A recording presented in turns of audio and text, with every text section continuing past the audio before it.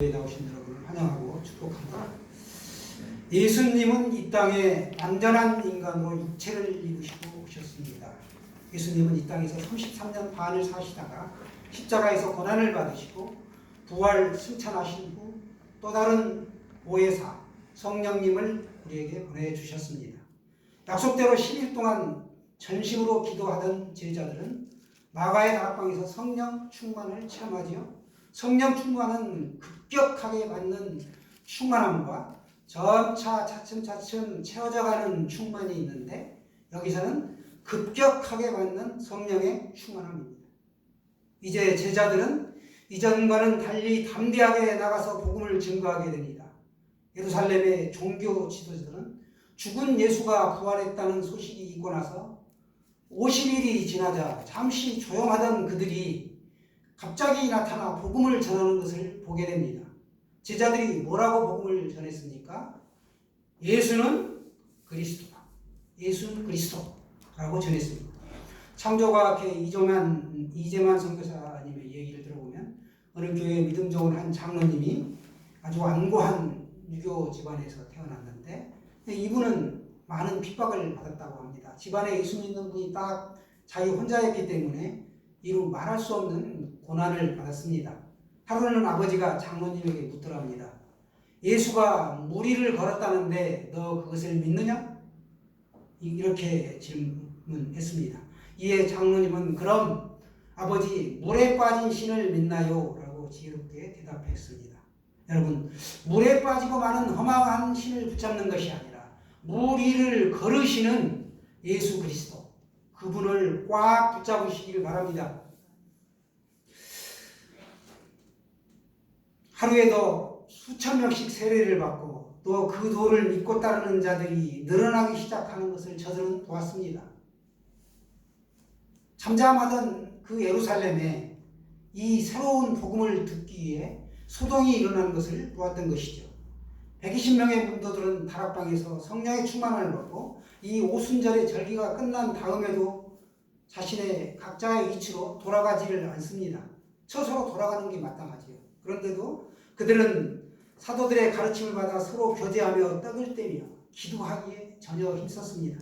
일반적으로 우리나라의 설이나 추석 명절에 보게 되면 고향에 찾아갔다가 명절이 끝나면 다시 복귀를 하지요. 그런데 그들은 그 예루살렘에 남아 성령이 충만한 상태로 매일매일 복음을 증거했습니다. 그 많은 사람이 거기에 모여있다 보니까 먹고 마실 것이 필요했는데 끼니 때가 되면 이 수많은 사람들을 뭘로 먹여야 했을까요? 거기에 모여든 사람들은 자신의 소유를 아낌없이 내놓았습니다. 또 어떤 사람은 가지고 있던 재물을 내놓았고 어떤 사람은 재산과 소유를 팔아 여러 사람을 위해 내어놓았습니다. 이처럼 뜨거운 성령의 역사로 우리 가운데 가난한 사람이 없었고 날마다 마음을 같이하여 성전에 모이기를 힘썼습니다. 성전에 모이기를 힘썼다. 자주 강조하는 말씀이죠. 여러분, 우리가 교회에 자주 모여야 하고 자주 나와야 합니다. 왜입니까? 예배와 교제를 통하여 하나님께 영광 돌리기 위함이죠. 떡을 떼며 기쁨과 순전한 마음으로 음식을 먹고 하나님을 찬미하며 또 온 백성에게 칭송을 받았다. 그러면서 구원받는 사람의 수가 날마다 더해져 갔다는 것이 초대교회의 역사였습니다. 이렇게 되자 대제사장과 관원과 서기관들이 마음에 시기가 가득하여 이제 복음을 전하지 못하게 하려고 베드로와 요한을 잡아다가 옥에 가두고 신문하죠. 하지만 베드로와 요한은 성령의 도우심으로 산헤드린 공회 앞에서도 기탄 없이 복음을 전합니다. 그들은 이미 복음을 접하고 따르는 이 수많은 백성들로 인하여 사도들을 벌하지 못하고 위험만 하고 놓아주게 됩니다. 예루살렘의 초대교회가 이처럼 크게 성장해간 가운데 처음으로 이제 교회 조직이 만들어집니다.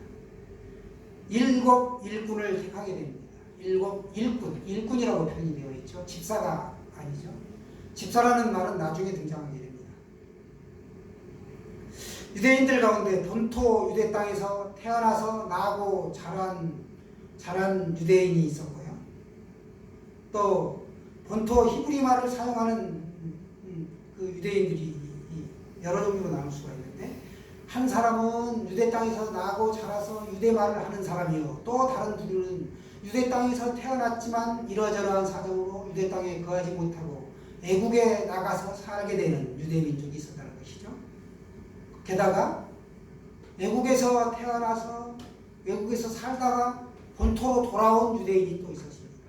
이렇게 두 종류 유대인이 있는데 외국에 나갔다가 돌아온 사람들, 외국에서 태어났다가 다시 돌아온 사람들, 이 사람들을 디아스포라 유대인이라고 하죠. 우리말로는 교포라는 말에 해당이 되겠습니다.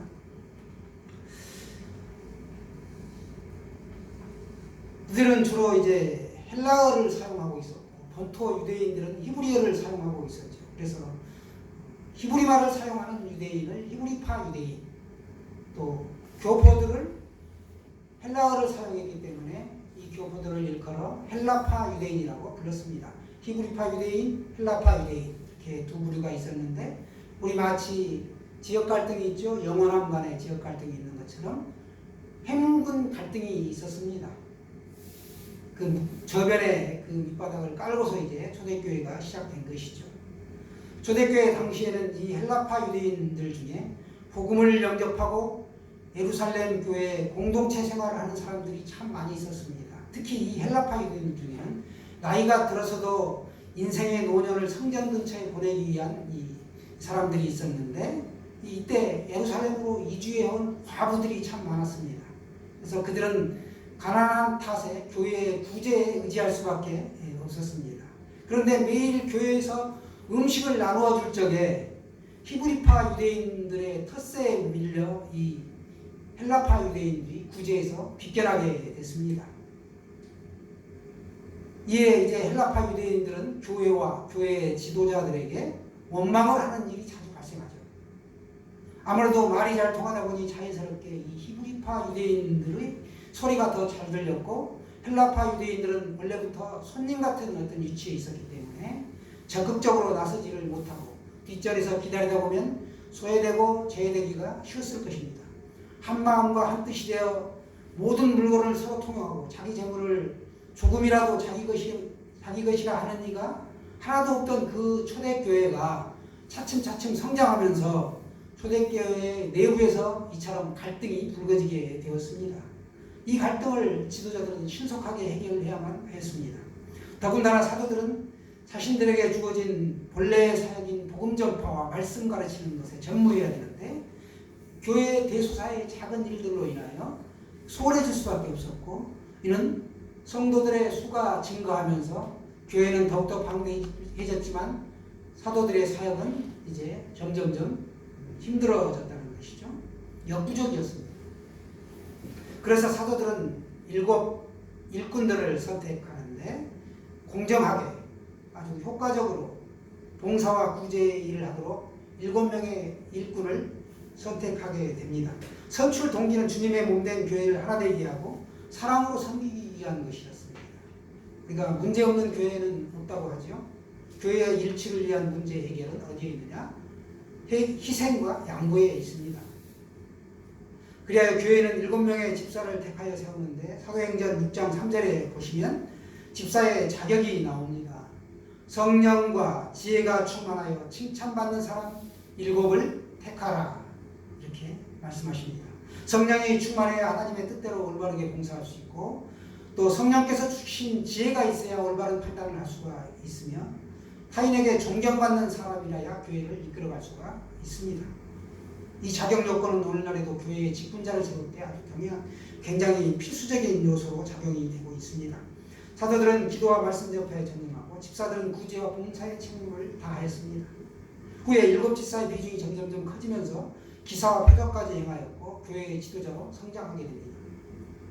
오늘날에도 집사를 비롯하여 교회의 일꾼들의 책임은 하나님과 교회를 향한 봉사와 전도에 힘써야 함을 말씀해 주고 있습니다. 집사를 선출하는 방식은 어떠했는가? 온 교인이 참여하는 가운데 택하여졌고 사도들의 기도와 안수에 의하여 인정이 되어졌습니다. 안수할 때 우리가 성령 충만함을 받죠. 그래서 세운 집사들, 그때 7 집사는 오늘날로 말하면 안수 집사를 말씀하고 있습니다. 집사를 세울 때 안수하여 세웠기 때문에 안수 집사다라고 부르고 있습니다. 이렇게 집사 선출을 통한 교회 조직이 정비되면서 안으로는 교회를 하나 되게 하였고 밖으로는 유대인뿐만 아니라 이방 선교를 위한 기틀이 점차 마련되었습니다. 특이하게도 이 7 집사의 이름이 모두 헬라식 이름인데 이것은 7 집사가 모두 헬라파 유대인들로 세워졌다라는 것을 알 수 있습니다. 이들은 히브리파 유대인들보다 상대적으로 개방적이었습니다. 히브리 말과 헬라 말을 동시에 함께 사용할 수 있었기 때문에 자연스럽게 이들이 선택되었습니다. 뽑힌 7 집사 가운데 한 사람이 오늘 소개하는 신약 인물 스데반 집사입니다. 그 이름의 뜻은 멸류관입니다. 그는 하나님의 나라를 기다리는 경건한 유대인이었고 헬라파 유대인으로 믿음과 성령이 충만한 사람이었습니다. 그의 믿음은 새로운 종교에 대해 흔들리지 않는 확신을 갖고 있었습니다. 또한 그는 성령이 충만했다라고 말씀하는데 여러분 우리가 믿음이 충만한 것과 성령이 충만한 것 이 둘 중에 어느 것이 더 좋을까요? 성령 충만이 믿음 충만함보다 더 좋습니다. 믿음은 하나님에 대해 인간이 가지고 있는 열망이죠. 그러나 성령 충만은 인간이 하나님을 소유하는 것입니다. 하나님을 의지하는 것도 소중하지만 하나님을 소유하는 것은 이거보다 더 소중합니다.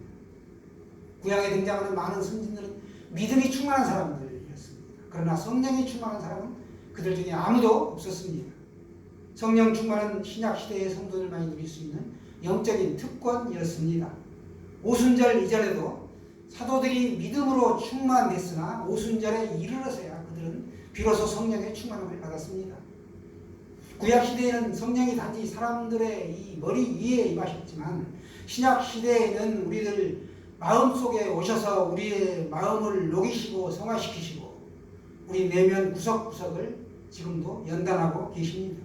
차가운 상태에 쇠가 있고 뜨겁게 달아오르는 쇳덩이가 있는데 이 둘은 성질이 같은 거라는 거예요.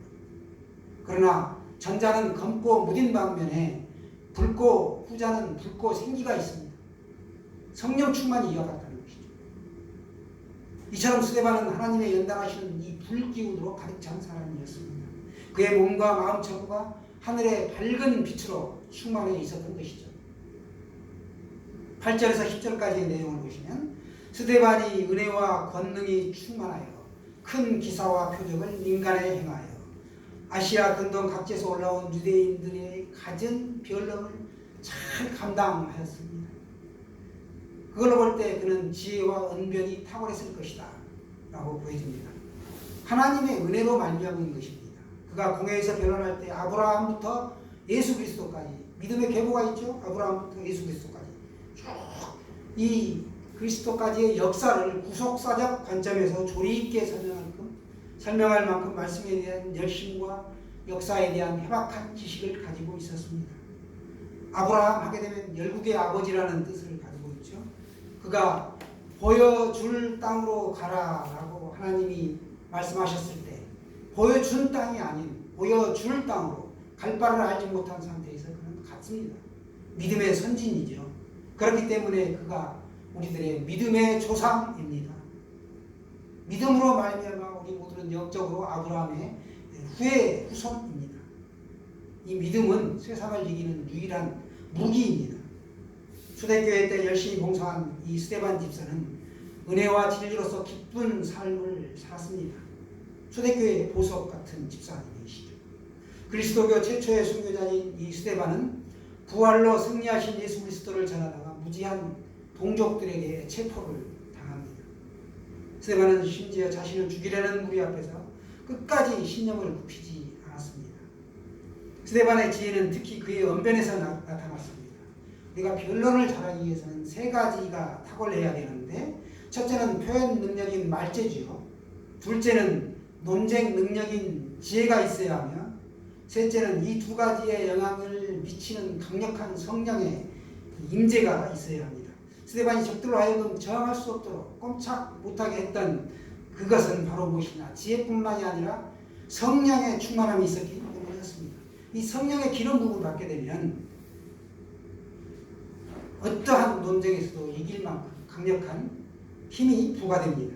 그는 유대인들에 의해 성경과 율법을 어기고 모세가 전한 관례를 깬 사람이다 라고 유대인들로부터 고발을 받습니다. 스데반은 저들을 힐책하고 우리 조상들은 많은 예언자들을 죽였다. 그런데 너희들도 많은 예언자들을 죽인 조상들과 같이 의인을 죽인 자들이다 라고 이렇게 통렬하게 그들을 통박하였습니다. 그의 언변은 성령의 권위와 능력을 그대로 드러내었고 저들은 이 스데반의 열변에 압도되어 감히 논박할 엄두를 내지 못하고 끝내 화가 치밀어 이빨을 부득부득 갈 뿐이었습니다. 이제 저들에게 남아있는 것은 풍량뿐이었습니다. 스데반이 저들을 질책한 것은 어떻게 해서든지 저들을 일깨워서 구원의 길로 인도하고자 함이었습니다. 성령으로 충만한 이 스데반의 얼굴은 천사처럼 빛나고 있었습니다.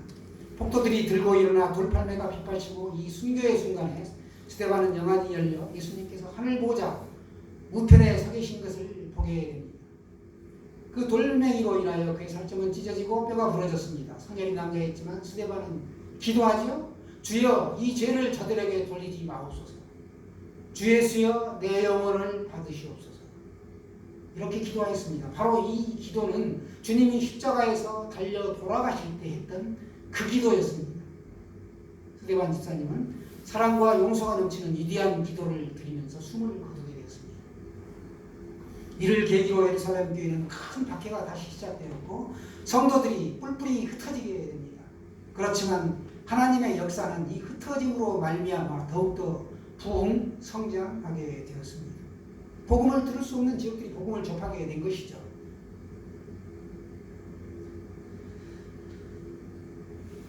이것이 오늘날 세상을 향해 뻗어나가는 수천 수만 교회의 시작이 되었습니다. 하늘의 밀이 땅에 떨어져 죽지 아니하면 하늘 그대로 있고 죽으면 많은 열매를 맺느니라.